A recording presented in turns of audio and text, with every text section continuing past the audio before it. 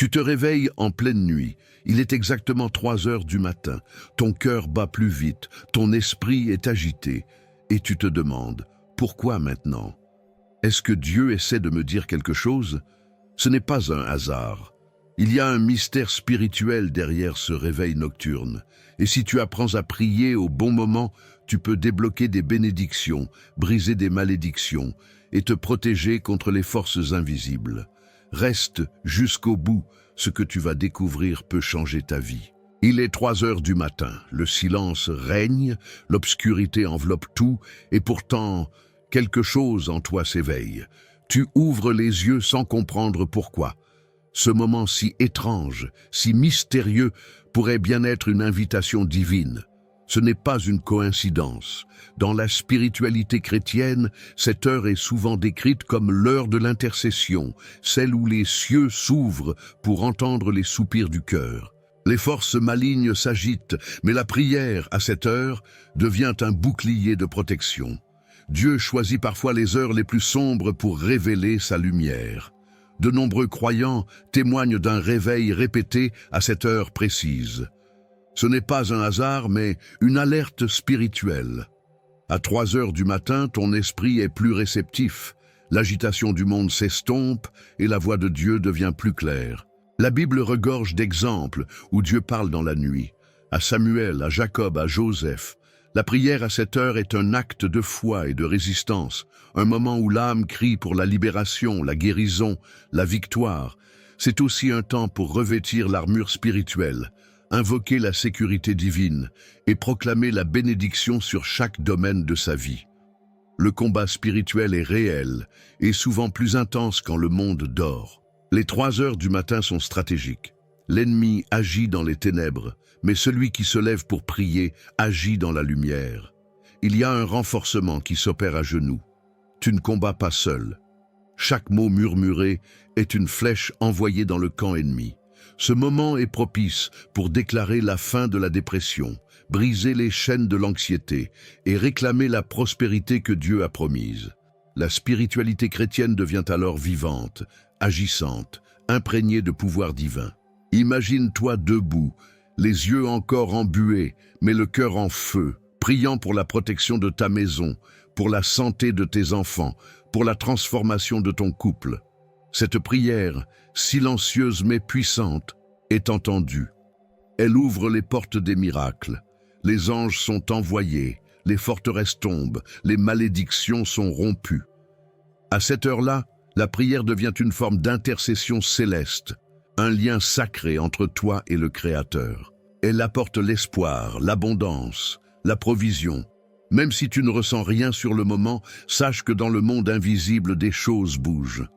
Certaines des plus grandes révélations de la Bible sont nées dans le silence de la nuit. C'est dans ces heures calmes que Dieu a parlé à Moïse, à Élie, à Paul. Et s'il l'a fait pour eux, pourquoi pas pour toi? S'il les a choisis pour porter la lumière, pourquoi ne t'utiliserait-il pas pour libérer d'autres captifs? La prière à 3 heures du matin est une invitation à devenir un canal de transformation. Une réponse à l'appel divin pour que tu sois porteur de lumière dans un monde troublé. C'est un moment pour prier non seulement pour soi, mais aussi pour les relations, les nations, les opprimés. Et si cette nuit, au lieu de te tourner dans ton lit, tu te levais pour parler avec Dieu, et si cette prière devenait le point de départ d'une vie nouvelle, d'une percée inattendue, ne sous-estime jamais la puissance d'un genou plié et d'un cœur sincère, car ce que tu fais à 3 heures du matin dans le secret, Dieu le récompensera au grand jour. Et pendant que tu pries, tu entres dans une dimension de spiritualité active où le pardon, la foi et la sécurité s'unissent pour t'entourer. Car cette heure mystérieuse est aussi l'heure des plus grandes bénédictions. La vie peut être imprévisible, parfois douce comme un matin d'été, parfois violente comme une tempête. C'est pourquoi la prière pour la protection n'est pas un luxe, mais une nécessité. Chaque jour, on est exposé à des dangers visibles et invisibles. Accidents, maladies, attaques spirituelles, tensions familiales. Pourtant, celui qui habite sous l'abri du Très-Haut repose à l'ombre du Tout-Puissant. Prier pour soi et pour sa famille, c'est ériger un mur de sécurité spirituelle. C'est déclarer que la maison est couverte du sang de Jésus, que les enfants, les relations, les finances, tout est sous sa garde. Il ne s'agit pas de vivre dans la peur, mais dans la foi. La foi que Dieu veille, même quand nous dormons. Dans Psaume 91, il est écrit « Il te couvrira de ses plumes, et tu trouveras un refuge sous ses ailes ». C'est plus qu'un verset. C'est une promesse de protection divine. Quand tu pries pour ta famille, tu invites la paix dans les foyers, tu éteins les conflits, tu fermes les portes aux forces malignes, tu protèges les rêves, la santé, les projets. Une simple prière peut transformer l'atmosphère d'un foyer, apaiser une crise, éviter un accident. Prenons un exemple concret, une mère qui chaque matin pose les mains sur la tête de ses enfants pour prier. Elle ne fait pas juste un geste religieux. Elle déclare la victoire de Dieu sur leur avenir, leur santé, leurs décisions. Elle place l'armure spirituelle sur leur vie. Cette prière devient une barrière contre les influences négatives, contre l'anxiété, la dépression, les malédictions générationnelles. Elle ouvre la voie à des bénédictions. Elle prépare ses enfants à affronter le monde avec paix et assurance. Le foyer devient un sanctuaire, un lieu où règne amour, guérison, espoir. Mais il ne faut pas attendre les mauvaises nouvelles pour commencer à prier. Mieux vaut prévenir que guérir. La prière de protection est comme une armure. On ne l'enfile pas après la bataille. Elle doit être portée chaque jour, en déclarant « Seigneur, je te confie ma maison. Protège-la contre le danger, couvre-nous de ton sang. Tu invites le pouvoir divin à intervenir. Même quand tu n'es pas là, Dieu l'est. Même quand tu n'as plus de force, lui, il reste debout. Il envoie ses anges pour veiller sur ceux que tu aimes. Et n'oublions pas la prière du père de famille, souvent silencieuse mais puissante. Quand il se lève avant le lever du soleil, pose la main sur la porte d'entrée et dit « Seigneur, garde cette maison, c'est tout un territoire qu'il consacre à Dieu. Les finances, la santé, les relations, tout est remis entre les mains du Père Céleste. » Cette prière a le pouvoir de renverser des malédictions, de débloquer des situations, d'apporter la provision et l'abondance. C'est une intercession qui protège même quand on ne voit pas le danger venir. Protéger par la prière, c'est choisir de ne pas confier notre sécurité à la chance, mais à la fidélité de Dieu. C'est décider que notre foyer ne sera pas vulnérable, mais fortifié par la parole divine. Et cela nous prépare pour le prochain combat, celui qui ne se voit pas, mais qui exige qu'on soit équipé. Car bientôt, il sera temps de parler de la foi qui nous rend résistants face aux ténèbres. Vous êtes-vous déjà senti perdu, déconnecté de qui vous êtes vraiment, sans savoir quel est le plan de Dieu pour votre vie? La vérité, c'est que vous n'êtes pas ici par hasard. Dieu a un but pour vous, et je veux vous aider à le découvrir. C'est pourquoi j'ai créé 3 e-books qui transformeront votre parcours avec Dieu. Cliquez sur le lien dans le commentaire épinglé et commencez votre transformation dès maintenant. Quand tout semble s'écrouler autour de soi, il reste une lumière que rien ne peut éteindre, la foi. Elle n'est pas un simple espoir flou ou une pensée positive. Non, la foi, c'est cette force intérieure qui dit « Même si je ne vois pas, je crois ». La Bible nous dit que nous ne luttons pas contre la chair et le sang, mais contre les puissances spirituelles des ténèbres. Sans la foi, on devient vulnérable, mais avec elle, on marche avec une armure invisible, plus solide que le fer. La foi devient alors notre résistance, notre libération, notre victoire. La foi agit comme une lumière dans une pièce obscure. Elle expose ce qui se cache et donne le courage d'avancer. Dans les moments d'anxiété, de dépression, de confusion, elle nous rappelle que Dieu est plus grand que le problème. Jésus a dit « Si vous aviez de la foi comme un grain de moutarde, vous diriez à cette montagne « Déplace-toi » et elle se déplacerait. » Matthieu 17, 20. Ce n'est pas la taille de ta foi qui compte, mais ce que tu en fais. Une foi activée par la prière, nourrie par la parole, produit des miracles que la logique ne peut expliquer. Regarde l'histoire de David. Face à Goliath, tout le monde voyait un géant, sauf lui. Ce qu'il voyait, c'était un obstacle déjà vaincu par le pouvoir divin. Il n'avait ni armure ni épée, mais il avait la foi. Et cette foi l'a rendu plus fort que toute l'armée d'Israël réunie. Voilà ce que fait la foi. Elle change notre perception, transforme la peur en courage, l'impossible en possible. La foi, c'est ce qui fait dire à un père sans emploi, Dieu pourvoira. C'est ce qui fait dire à une femme malade, je suis déjà guéri. Parce que la foi voit avec les yeux de Dieu. Quand tu marches dans la foi, tu n'es plus esclave des circonstances. Tu déclares la prospérité quand tout autour de toi annonce la ruine. Tu proclames la bénédiction là où il n'y a que désert. Tu avances dans la tempête avec une paix surnaturelle, sachant que celui qui dort dans ta barque est le maître du vent et de la mer. C'est cette foi-là qui te protège, qui te relève, qui te guérit. Elle est la clé de toute transformation. La foi, c'est aussi ce qui ferme la bouche de l'ennemi et te fait tenir quand tout le reste te pousse à abandonner. Et puis, il y a cette foi qui n'a pas besoin de tout comprendre. Elle fait confiance même sans explication. Elle dit oui à Dieu, même quand c'est dur. Elle pardonne quand ce n'est pas mérité. Elle intercède quand personne ne voit. Elle continue à croire aux bénédictions, même quand la réalité crie le contraire. Cette foi-là n'est pas naïve. Elle est enracinée dans la parole de Dieu. Elle sait que le Seigneur est fidèle, qu'il est notre rocher, notre forteresse, notre sécurité. Elle est le fondement de chaque prière, de chaque victoire. Et c'est justement cette foi qui nous permet de briser les chaînes, de rompre les malédictions et de déclarer que nous sommes libres en Christ. Il arrive que certaines souffrances se répètent de génération en génération.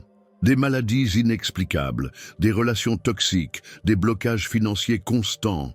Et si ces situations étaient plus qu'un simple hasard? La Bible parle des malédictions générationnelles, des chaînes invisibles qui limitent les vies. Mais la bonne nouvelle, c'est qu'en Jésus-Christ, il y a une libération totale. La prière devient alors une arme puissante pour rompre ces liens.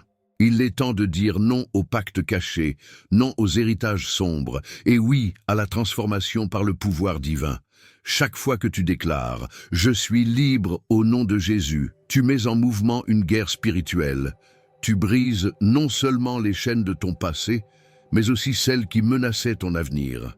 Rappelle-toi de ce que Paul dit dans Galates 3:13. Christ nous a rachetés de la malédiction de la loi, étant devenu malédiction pour nous. Ce n'est pas une promesse lointaine, c'est une réalité accessible, ici et maintenant. Il suffit de proclamer cette vérité avec foi. Il suffit de la vivre pleinement.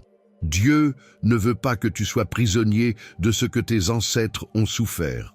Rompre une malédiction commence par la reconnaissance. Il faut être lucide et dire « Je vois ce schéma, je le refuse ». Ensuite vient l'intercession. La prière devient un cri de rupture. Un exemple concret. Une femme qui vivait des divorces successifs dans sa famille. Lorsqu'elle a compris que ce n'était pas une simple malchance mais un lien spirituel, elle a commencé à prier chaque nuit à 3 heures du matin, 7 jours d'affilée. Résultat? Paix, restauration de son couple, guérison de son cœur. Le nombre 7, symbole de complétude dans la Bible, n'est pas là par hasard. Ce n'est pas la prière en soi qui agit, mais la foi dans celui à qui tu t'adresses. Le Dieu de la Bible n'est pas seulement un auditeur, il est un libérateur. Quand tu te lèves pour briser une malédiction, tu entres dans une position d'autorité. Tu refuses la pauvreté chronique, tu rejettes l'anxiété héréditaire, tu t'armes contre les attaques des forces malignes. Tu proclames la bénédiction, la guérison, la prospérité. Tu invites le pardon dans ton arbre généalogique. Tu reconstruis ce que le mal avait détruit. Et parfois, cette délivrance vient accompagnée d'un combat. Les ténèbres ne lâchent pas facilement. Mais celui qui persévère voit la victoire. Jésus a dit « Vous connaîtrez la vérité, et la vérité vous rendra libre ». Jean 8:32. Et cette vérité, c'est que tu n'es plus sous la loi du passé. Tu es sous la grâce.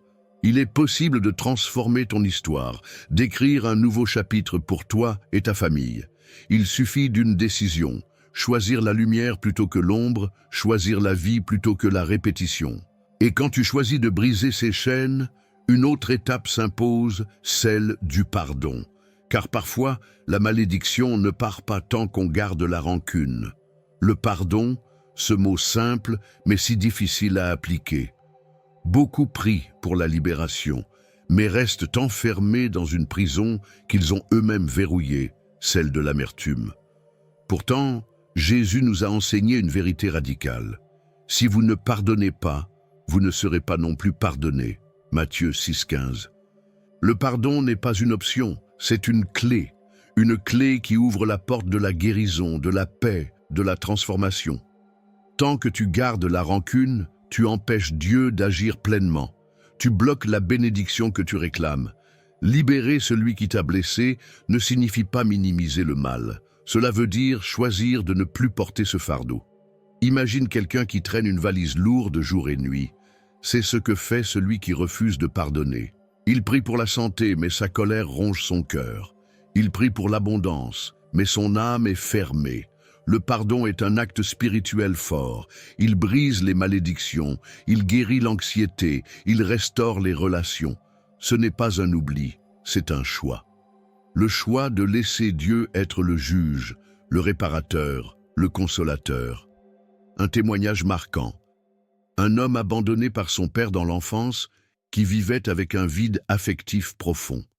Il priait pour la paix, mais ne la trouvait jamais. Jusqu'au jour où, à genoux, il a prononcé ces mots. « Je lui pardonne ». Ce simple acte a provoqué une vague de guérison dans sa vie.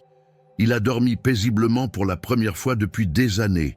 Il a commencé à bénir au lieu de maudire. Et c'est là que les portes de la prospérité et de la transformation se sont ouvertes. Car le pardon n'est pas pour l'autre, il est d'abord pour toi. La libération commence là. Quand tu pardonnes, tu refuses que la blessure décide de ta destinée. Tu choisis d'écrire ton histoire avec l'encre de la grâce. Tu laisses le passé derrière pour que le futur ait de l'espace. Et ce processus se fait souvent à genoux, dans la prière. Tu dis « Seigneur, je pardonne, aide-moi à libérer ». Et l'Esprit de Dieu agit. Il guérit ce qui était infecté, il restaure ce qui était brisé. Et bientôt, tu remarques que la tristesse diminue, que la paix s'installe, que ton cœur se remet à battre au rythme de l'espérance. Mais attention, parfois, le plus difficile n'est pas de pardonner les autres, mais de se pardonner soi-même. Beaucoup vivent avec la culpabilité d'erreurs passées. Ils prient, mais n'osent pas croire que Dieu les a déjà pardonnés. La croix de Jésus n'est pas partielle, elle est totale. Il a porté tes fautes, tes regrets, tes faiblesses. Quand il a dit « Tout est accompli », il t'a libéré. Et tu dois maintenant marcher dans cette liberté. Cesse de regarder en arrière. Ton avenir est devant, rempli de bénédictions et de promesses. Et cette paix retrouvée dans le pardon ouvre le chemin vers une santé restaurée. Car ce qui habite l'âme finit toujours par toucher le corps. La santé ne se limite pas au corps. Elle commence dans l'âme, traverse l'esprit, puis se manifeste dans le physique. Combien de personnes prient pour la guérison sans réaliser que leur cœur est rempli de stress, de rancune ou d'inquiétude? L'anxiété, la dépression, la fatigue chronique, tout cela n'est pas toujours d'ordre médical. Parfois, ce sont des blessures spirituelles mal soignées. C'est là que la prière devient un outil de guérison. Elle n'est pas seulement une demande, elle est une restauration. Elle touche le corps, mais aussi la pensée, les émotions, les souvenirs. Dans Jérémie 30:17, Dieu dit « Je te restaurerai, je guérirai tes plaies ». Cette promesse est pour aujourd'hui, elle est pour toi. Tu peux l'invoquer chaque matin en posant la main sur ton cœur, en proclamant la guérison sur ton esprit et ton corps. Imagine-toi réveillé à 3 heures du matin, non par l'insomnie, mais par un appel à la prière. C'est le moment idéal pour rejeter l'anxiété, pour déclarer la paix de Dieu dans chaque cellule de ton être. Car la foi, quand elle est activée dans la prière, devient un médicament plus puissant que n'importe quel remède. Un exemple réel. Une femme souffrait de migraines insupportables. Aucun traitement ne fonctionnait. Jusqu'au jour où, guidée par la foi, elle a commencé une série de prières à l'aube, chaque jour pendant 7 jours. Elle lisait des versets de guérison, proclamait la victoire de Jésus et plaçait sa main sur sa tête. Au 7e jour, les douleurs ont disparu. Pourquoi? Parce que la prière répétée, nourrie de foi et de persévérance, a une puissance spéciale. Le nombre 7 n'est pas anodin, il symbolise la complétude, l'achèvement dans la Bible. Mais soyons honnêtes, il y a aussi des jours où le découragement s'installe, où la maladie semble gagner. C'est là que tu dois redoubler de résistance. Ne laisse pas le diagnostic te voler la promesse. Même au cœur de la tempête, Dieu reste le Dieu des miracles. Il a guéri les aveugles, ressuscité les morts, purifié les lépreux. Il est le même hier, aujourd'hui et éternellement. Et aujourd'hui encore, il désire toucher ton corps fatigué, ton esprit troublé, ton cœur brisé. Il veut apporter la santé dans sa globalité, physique, émotionnelle, spirituelle. Et n'oublie pas la dimension communautaire de la guérison. Prier pour sa santé, c'est bien, mais prier pour celle des autres, c'est encore plus puissant. La Bible dit « Priez les uns pour les autres, afin que vous soyez guéris ». Jacques 5,16. L'intercession libère des bénédictions inattendues. C'est dans l'acte de penser aux autres qu'on attire la lumière sur soi. Quand tu déclares la santé pour un proche, tu invites la guérison dans ta propre maison. La prière devient un canal d'amour, d'unité, de puissance divine. Et lorsque la paix revient, lorsque l'angoisse se tait, c'est souvent le signe qu'un autre domaine est prêt à être guéri aussi. Les finances, la provision, la prospérité. Beaucoup pensent que foi et prospérité ne font pas bon ménage. Pourtant, la Bible ne nous appelle pas à une vie de misère, mais à une vie d'abondance. Attention, il ne s'agit pas d'un évangile de la richesse, mais d'une vérité spirituelle. Dieu est un Père qui aime pourvoir à nos besoins. Il est écrit dans Philippiens 4,19 « Mon Dieu pourvoira à tous vos besoins selon sa richesse avec gloire en Jésus-Christ ». C'est là le cœur de la prospérité biblique, la provision divine, la sécurité, l'équilibre, même au milieu du manque apparent. La prière devient alors un acte de foi contre la pénurie. Quand tu te lèves à 3 heures du matin pour dire « Seigneur, je rejette la pauvreté, j'accepte ta provision », tu changes l'atmosphère spirituelle autour de toi. Tu déclares l'abondance dans tes finances, mais aussi dans ton cœur, dans tes projets, dans tes relations. Ce n'est pas l'argent qui est une bénédiction, c'est la paix de savoir que tu n'es pas seul à porter le poids des besoins quotidiens. Dieu est Jéhovah Jireh, le Dieu qui pourvoit. Il l'a prouvé avec Abraham, avec Élie, avec des milliers encore aujourd'hui. Un exemple frappant, un homme ruiné par une faillite commerciale. Il n'avait plus rien, sauf la foi. Pendant 7 nuits, il s'est levé pour prier, invoquer le nom de Dieu, déclarer la bénédiction sur ses mains. Il a pris sa Bible et a proclamé Deutéronome 28. « Tu seras béni à ton arrivée, béni à ton départ. » Peu à peu, des portes se sont ouvertes. Des clients sont revenus. Son entreprise s'est reconstruite. Pourquoi? Parce qu'il a compris que la prospérité commence dans le spirituel avant de se manifester dans le matériel. Mais pour recevoir, il faut aussi obéir. Dieu bénit l'honnêteté, la fidélité, la générosité. Celui qui donne, même dans le peu, ouvre les écluses des cieux.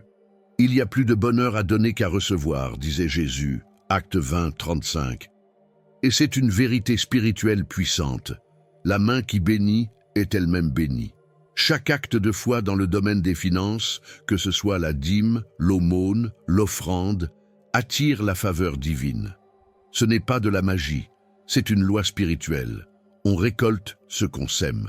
Et parfois, Dieu ne multiplie pas immédiatement l'argent, mais il t'accorde l'intelligence pour générer la richesse. Il te donne une idée, une stratégie, une connexion. C'est aussi ça, la prospérité divine. Être positionné au bon endroit, au bon moment, avec le bon discernement. Tu peux prier pour des finances, mais aussi pour la sagesse de les gérer.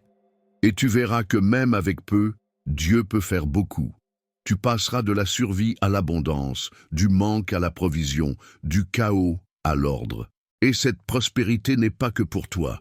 Elle déborde, elle bénit ton entourage, elle soutient les relations, elle permet d'aimer, de servir, de restaurer ceux qui t'entourent. Les relations peuvent être une source de grande bénédiction ou de profonde douleur. Dieu nous a créés pour vivre en communion, avec lui d'abord, puis avec les autres. Mais si l'ennemi ne peut pas t'atteindre directement, il tentera souvent de passer par tes relations. Il envoie des influences toxiques, sème la division, alimente les conflits. Voilà pourquoi il est essentiel de prier pour des relations saines. Tu peux demander à Dieu de t'entourer de personnes qui portent la lumière, qui renforcent ta foi, qui nourrissent ton appel. Chaque amitié est un chemin. Certaines t'amènent vers la bénédiction, d'autres vers la confusion. Prier pour ces relations, c'est dire « Seigneur, éloigne ceux qui ne viennent pas de toi. Approche ceux qui portent ta paix. » Dans Proverbe 13:20, il est dit « Celui qui fréquente les sages devient sage, mais celui qui se plaît avec les insensés s'en trouve mal. » La Bible est claire. Tes fréquentations déterminent ta direction. Il est temps de sanctifier ton cercle, d'arrêter de t'accrocher à des relations qui empoisonnent ton âme. Tu peux aimer quelqu'un tout en gardant tes distances. Dieu t'appelle à la paix, pas au chaos. Un exemple touchant. Une jeune femme enchaînait des relations amoureuses destructrices, jusqu'à ce qu'un jour, réveillée à 3 heures du matin, elle sente dans son cœur le besoin de prier. Elle a simplement dit « Seigneur, montre-moi qui doit rester et qui doit partir. » Dans les semaines qui ont suivi, certaines personnes se sont éloignées d'elles-mêmes. D'autres, plus matures spirituellement, sont entrées dans sa vie. Elle a trouvé non seulement l'amour, mais aussi des amitiés vraies. Parce que lorsqu'on laisse Dieu choisir, il choisit bien. Mais attention, tu ne peux pas attendre que les autres changent si toi-même tu ne guéris pas tes blessures relationnelles. La guérison intérieure est nécessaire pour construire des relations saines. Le pardon, la patience, la bienveillance, la communication sont autant de fruits de l'esprit. Prier pour ces relations, c'est aussi prier pour être soi-même une bénédiction, une présence qui apporte la paix, la sécurité, la transformation.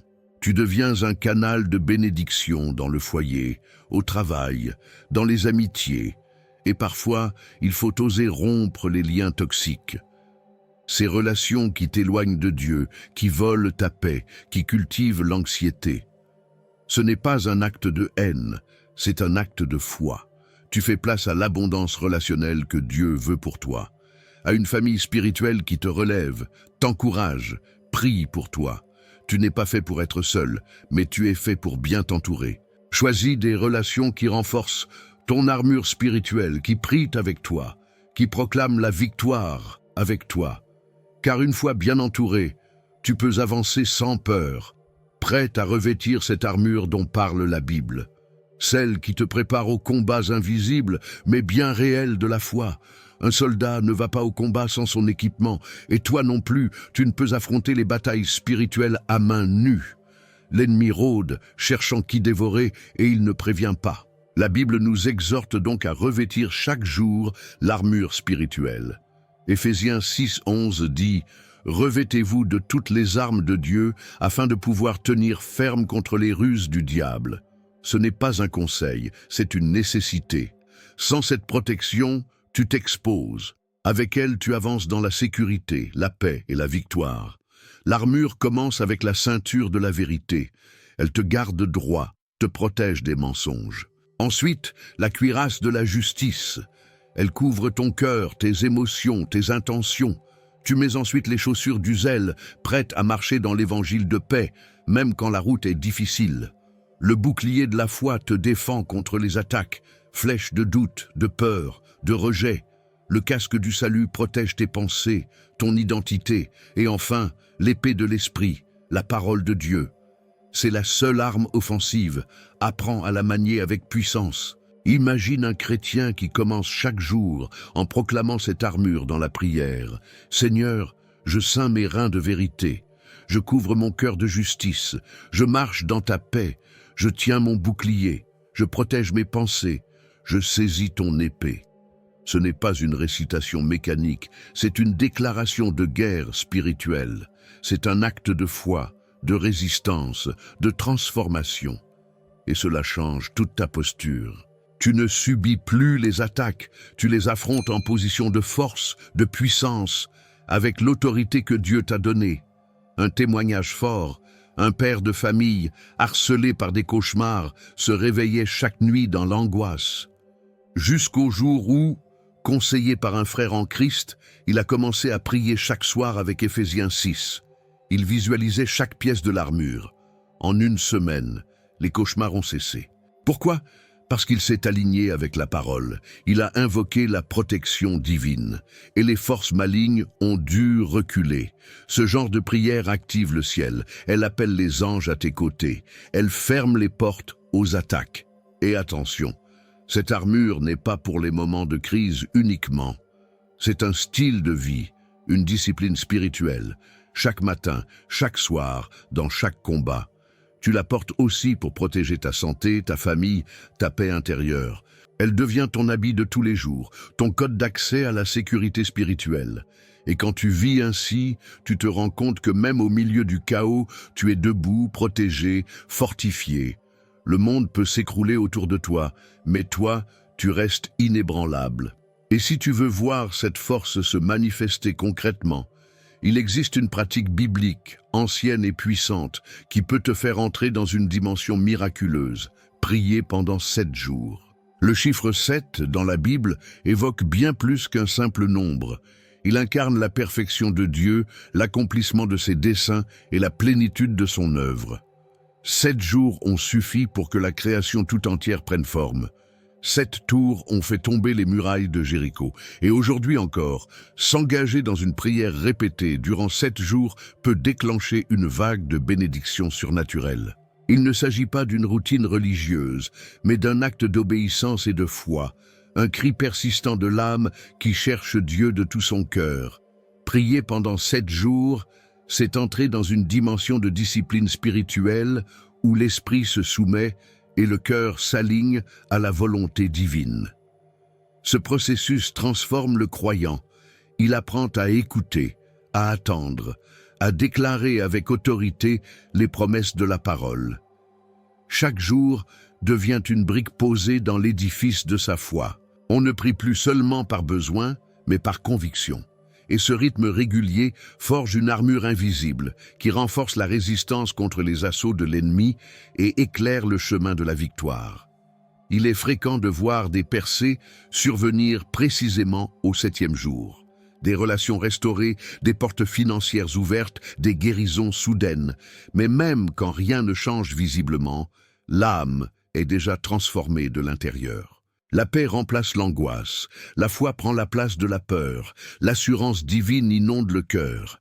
Et cela, c'est déjà une bénédiction inestimable, car au-delà des réponses attendues, c'est la présence de Dieu qui devient le véritable prix. Et là où Dieu est, tout est possible. Cette pratique de 7 jours nous apprend aussi la valeur de la persévérance. Beaucoup abandonnent après une seule prière sans réponse. Mais le croyant qui choisit de continuer malgré le silence, qui se lève même quand il est fatigué, devient un guerrier spirituel. Il comprend que chaque jour est une semence, que chaque prière est un coup porté contre l'adversité. Et ce que Dieu honore, ce n'est pas la performance, mais la fidélité. Le cœur sincère qui continue à chercher sa face, à intercéder, à déclarer la victoire. Enfin, prier pendant 7 jours est un acte prophétique. C'est annoncer que quelque chose va se passer, que le ciel s'ouvre, que le combat n'est pas vain. C'est une marche de foi, pas à pas, vers une réalité plus grande que ce que l'on voit. Et même si le miracle n'arrive pas au moment espéré, une chose est certaine, personne ne sort indemne d'une telle démarche. L'âme est fortifiée, l'esprit affermi, la relation avec Dieu plus profonde. Et cela, c'est déjà un miracle en soi. Prier pendant 7 jours, c'est donc bien plus qu'un défi spirituel. C'est une invitation à entrer dans le rythme de Dieu, à vivre sa fidélité jour après jour et à témoigner de sa puissance dans chaque domaine de notre vie. Ceux qui s'y engagent avec foi découvrent un Dieu qui agit, transforme, guérit et renouvelle. Maintenant que tu sais comment prier à 3 heures du matin, ne laisse plus passer ces moments sacrés. Mets en pratique ces enseignements. Lève-toi, parle à Dieu, déclare la victoire et regarde les chaînes tomber. Et toi, que vis-tu dans tes nuits? As-tu déjà ressenti cet appel silencieux dans l'obscurité? Partage ton expérience en commentaire. Je lirai chaque témoignage. Abonne-toi pour ne rien manquer. Active la cloche et rejoins cette communauté de foi qui grandit chaque jour. Ensemble, marchons vers la transformation spirituelle. Tu viens de découvrir la puissance de la prière à 3 heures du matin.